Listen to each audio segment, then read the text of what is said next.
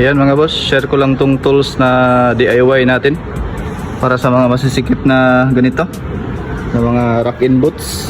Ayan, so ikakabit muna natin to para makita ninyo kung gaano ka-effective to mga boss. So ito na siya mga boss. Pinutulan natin ng konti kasi medyo mahaba kasi ito eh. Ayan, face in position na natin. Ayan, tapos gagamitin na natin tong ginawa natin na tool. Bagariin nyo lang ng pang metal yung tip, tapos medyo i-taper din nyo, tapos ipasok natin mga boss. Pasok na natin yan, pasok na natin, tapos ikutin natin. So kahit na wala kang SST, ito lang. Yan,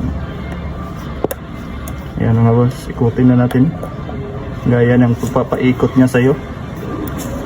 Yan, adjust lang natin.